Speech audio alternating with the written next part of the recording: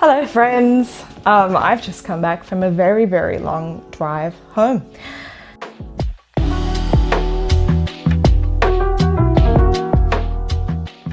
And on that drive home, I was listening to one of my more favourite interview podcasts, and there was a segment where they were talking a little bit about victim mentality, and I just had to talk about this because I have had such a big experience with working with sort of victim mentality, victim consciousness, and changing my own life from shifting out of that.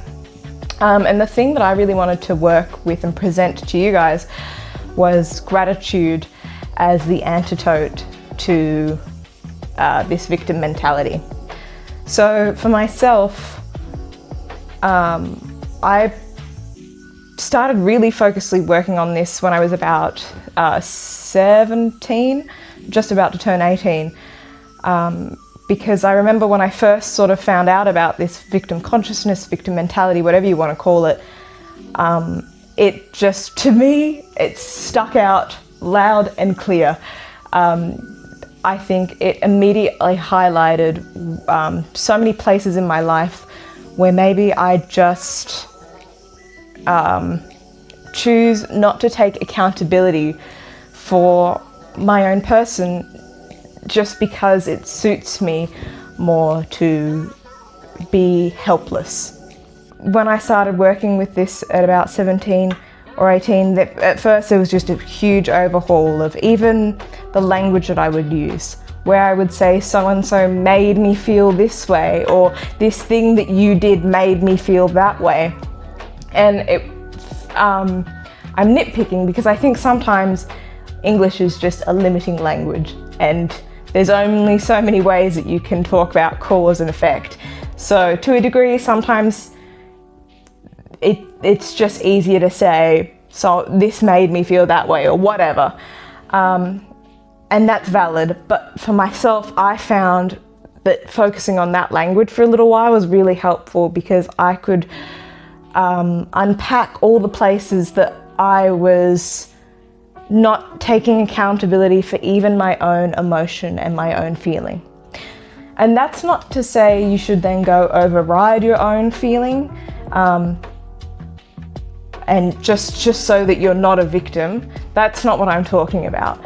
I think there's a natural response in a lot of us to feel a certain way about certain things. Let's say that there was a party Friday night and one of my friends didn't invite me. They might have just forgotten, but I found out and maybe I took it really personally and it made me feel really sad. And that's valid. That taps into your sense of belonging, that taps into your worthiness and why wasn't I included? And naturally you might feel a little bit sad, but for me, catching myself saying this made me feel sad was really helpful because I could recalibrate and go, well, how do I want to make myself feel? Or how do I want to respond to the feeling that I'm experiencing, at the least? And the response that I began to choose was, well, how about I have an attitude of gratitude? Gratitude is the antidote to victim consciousness. And it could be as simple as just choosing to be grateful for the growth and the learning that was being offered to me.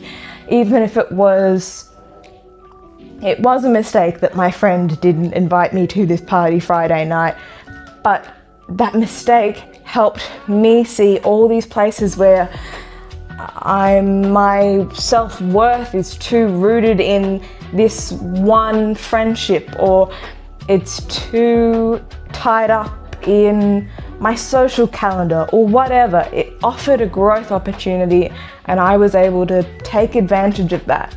That's how I began to shift my experience with this victim consciousness. And I think there's degrees with this stuff. There's a time and a place where it is important to acknowledge that maybe something was done to you against your will in some way, shape or form, perhaps there's been a violation, and those are valid experiences, and there is a place for that, and there is a place for the victim, quite frankly. But for me, shifting how I related with that victim and how much I perhaps used that victim as an excuse not to just deal with myself, to take responsibility for myself, was such a huge sort of and pivotal turning point in my own growth experience, and choosing basically whether I would continue to grow or not. In some ways there was almost a choice point of am I going to be coachable? Am I going to choose to keep growing myself and acknowledge the areas where I might just be wrong? Or am I going to pretend that I am just a victim of my own life that I get to create? And that was a really pivotal moment for me. The other thing as well is that with victim consciousness, it can be more glaring than not in certain places. So when I first started working with this, I felt like there was just a huge overhaul with how I even related with life that I could approach and sort of revitalize and refine. But that's not to say that I'm done with that, because there's still plenty of places that I find myself just being a victim to my own reality. Even if it's just the way that I talk to myself in my head every now and then, how I coach myself, or how I approach a problem.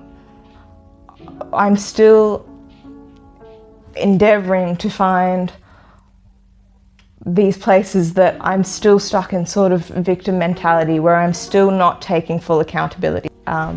So that is my experience with the attitude of gratitude. Gratitude is an antidote to victim consciousness. I'd love to hear what you think and keep exploring it. Hello friends, this is Future Past Camille. I hope you enjoyed this video on my experience of victim mentality and gratitude as the antidote to that.